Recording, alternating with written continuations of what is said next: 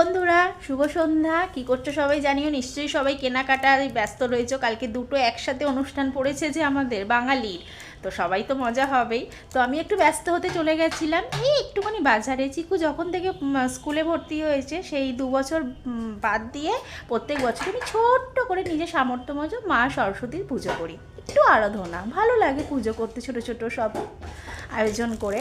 তো আমি চলে গেছিলাম বাজারে, চিকু আর আমি।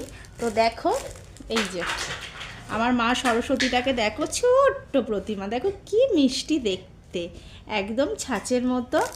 তো আমি নিয়ে চলে এসেছি, কারণ কালকে একটু থাকবো না। ভোরবেলা উঠে ভোর 5টায় উঠে ঘর দেওয়া পরিষ্কার করে তো পুজোটা দিয়ে আমি একটু বেরাবো এই 2-3 ঘন্টা, 3 ঘন্টার জন্য, 3.5 ঘন্টার জন্য। তো আমি আস্তে আস্তে, চিকু তো মামার বাড়িতে অঞ্জলি দেবে, তোমাদের দেখাবোই ঘরের পুজো। তো কালকে পুজোটা করে তোমাদের দেখাবো, ঠাকুরটা শেয়ার করলাম। চলো টাটা, গুড নাইট বলেই দিই।